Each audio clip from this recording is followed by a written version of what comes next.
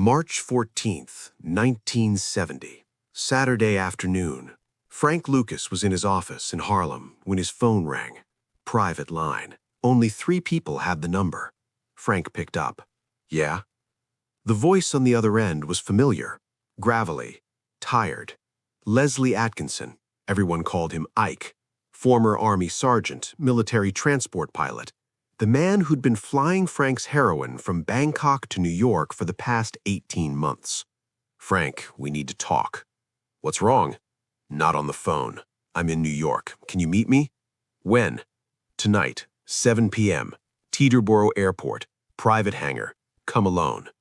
The line went dead. Frank sat there for a moment, stared at the phone. Ike never called unless something was wrong, and Ike never came to New York. He stayed overseas, stayed invisible. That was the arrangement. That's what kept them both alive. Frank looked at his watch. 3:15. He had less than 4 hours to figure out what this was about and to prepare for whatever came next. Frank drove to Teterboro just after 6:30, got there early, wanted to scope it out, make sure it wasn't a trap. Teterboro was a small airport in New Jersey, mostly private jets, corporate flights, the kind of place where nobody asked questions if you paid enough.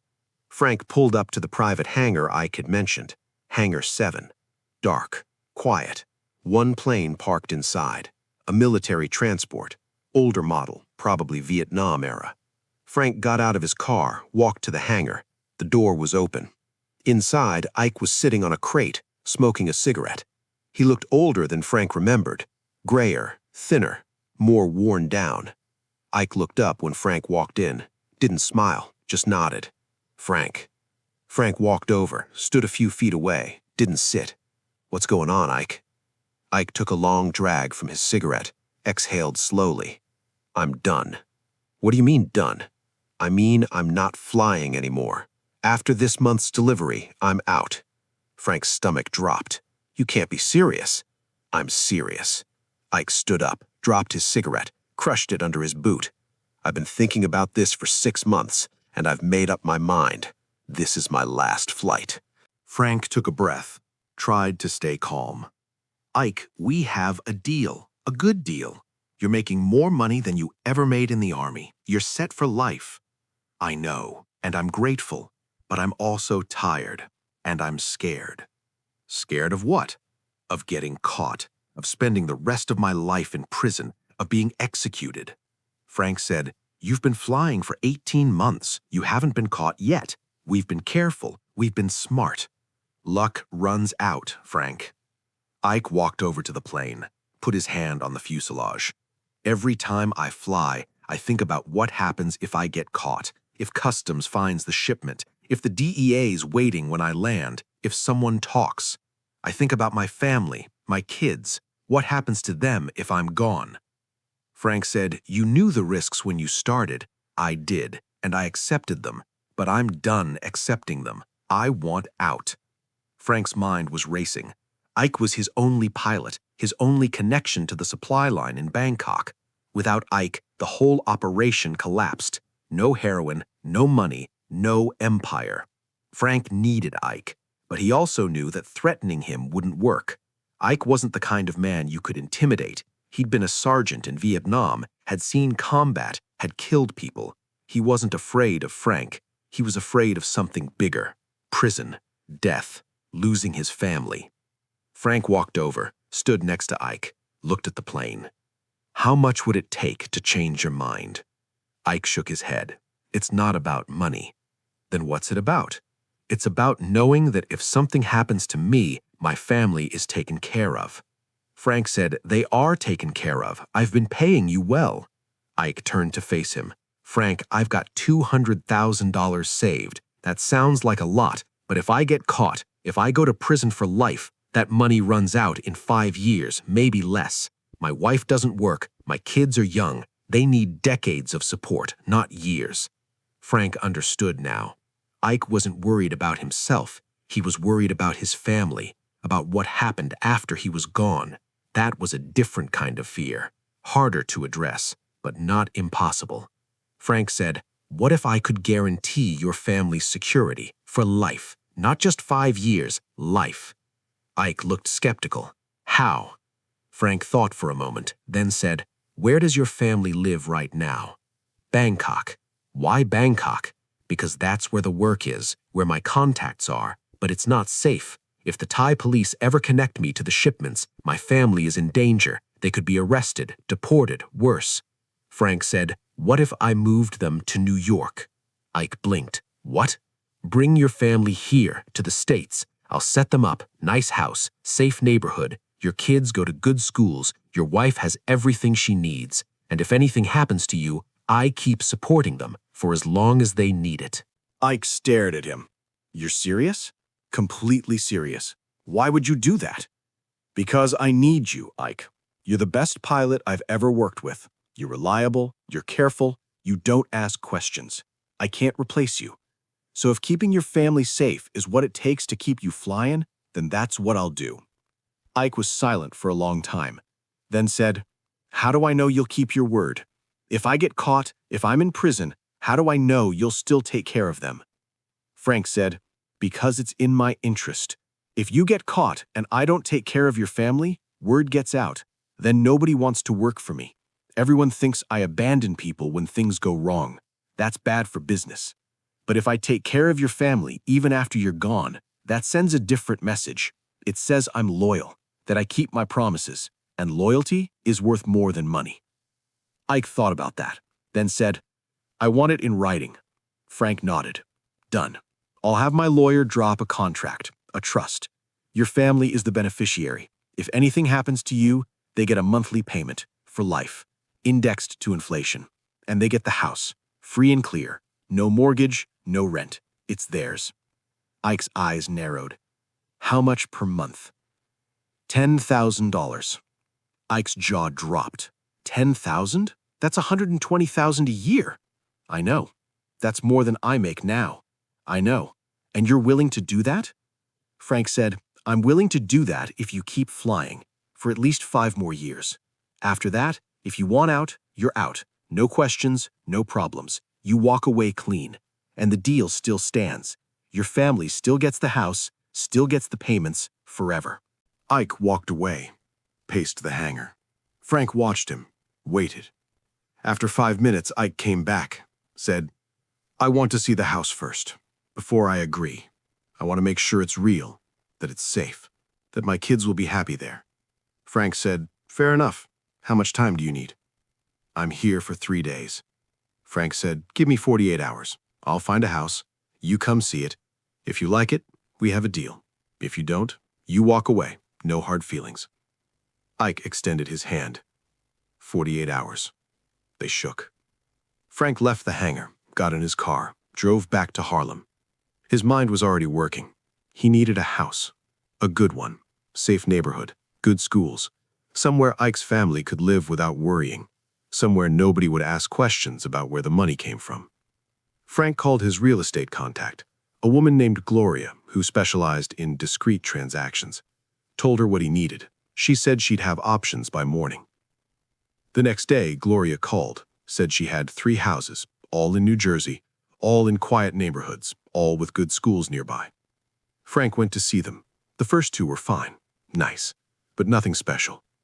The third one was different. A 2-story house in Inglewood Cliffs, 4 bedrooms, big backyard, tree-lined street, the kind of neighborhood where kids rode bikes and families had barbecues, the kind of place that felt safe. Frank walked through the house, imagined Ike's family living there, his kids playing in the backyard, his wife cooking in the kitchen. It felt right. He bought it that afternoon, cash, $250,000. Put it in the name of a trust, made Ike's wife the beneficiary. That night, Frank called Ike, told him to meet him at an address in Inglewood Cliffs the next morning, 10 o'clock. Ike showed up at 9:45. Frank was already there, waiting on the front porch. Ike pulled up, got out of his car, looked at the house, then at Frank. "This is it? This is it." Ike walked up the driveway, slowly, looking at everything, the yard, the trees, the quiet street. Frank unlocked the front door, let Ike inside. Ike walked through every room, touched the walls, looked out the windows, went upstairs, checked the bedrooms, came back down, stood in the living room, said nothing for a long time. Frank waited. Finally, Ike said, "My kids would love this." Frank said, "It's theirs, as long as you keep flying." Ike looked at him. "And if I get caught?" "Then it's still theirs, forever." Ike nodded, slowly, then said, "When can they move in?" "Next week if you want. I'll handle everything. Furniture, utilities, everything. You just bring your family." Frank handed him a set of keys. Ike took them, held them in his hand, stared at them, then looked up at Frank. "You know this doesn't make the risk go away." "I know. I'm still scared." "I know. But this makes it worth it." Frank said, "That's all I'm asking, that it's worth it." Ike flew for 5 more years, from 1970 to 1975. Every month, like clockwork, Bangkok to New York, heroin in military coffins. This system Frank had built, the pipeline nobody could trace. And every month, Ike came home to Inglewood Cliffs, to his wife, to his kids, to the house Frank had bought them, to the life Frank had made possible.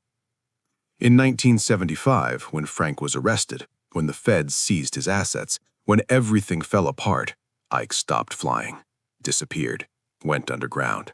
Frank never saw him again. But the house in Inglewood Cliffs stayed in Ike's family's name. The trust kept paying $10,000 a month for life, just like Frank had promised. Even from prison, Frank made sure the payments continued, made sure the lawyers handled it, made sure Ike's family never had to worry. Because Frank understood something that most people in his business didn't. Loyalty isn't about threats. It's not about fear. It's about making people feel secure, about giving them something worth protecting. Ike had been scared of losing everything, scared of leaving his family with nothing. Frank had taken that fear away, replaced it with security, with a house, with a promise. And in return, Ike had given Frank 5 more years. 5 years of uninterrupted supply. 5 years of millions of dollars. 5 years that built Frank's empire into something unstoppable. In 1981, when Frank got out of prison, he went to Inglewood Cliffs, drove past the house, didn't stop, didn't knock, just drove by slowly, saw kids playing in the yard, Ike's kids, older now, teenagers, happy, safe. Frank kept driving, never went back, but he kept making the payments, every month, $10,000 for 30 years. Until Ike's wife passed away in 2000. Then the payments went to Ike's kids, split between them, $5,000 each. They never knew where the money came from, never knew about Frank, never knew about the deal their father had made in a hangar in 1970. They just knew that every month a check arrived from a trust, from a lawyer's office. Money that paid for college, for weddings, for houses of their own. Money that changed their lives without them ever knowing why. In 2007, when Frank was doing interviews for American Gangster, a reporter asked him about his biggest success, not his biggest mistake, his biggest success. Frank thought about it, then said, "I kept a promise to a man who trusted me." The reporter said, "What promise?" Frank said, "I can't say, but I kept it for 30 years. Even when I had nothing, even when I was in prison, I kept it. Because that's what separates people who build things from people who destroy things. People who destroy things make promises they don't keep. People who build things keep promises no matter what it costs." The reporter didn't understand, pressed for details. Frank wouldn't give them, because the deal with Ike was private, sacred. It was between 2 men who trusted each other in a world where trust was rare, where betrayal was common, where promises meant nothing. Frank had made a promise, and he'd kept it, not because he had to, because he'd chosen to, because keeping that promise was more valuable than the money it cost, more valuable than the inconvenience, more valuable than anything else. Ike had given Frank 5 years. Frank had given Ike's family 30. That was the deal, and Frank never regretted it, never thought twice about the money, never considered stopping the payments, because that promise, that commitment, was what made Frank different from every other criminal he'd ever known. They took, they lied, they betrayed.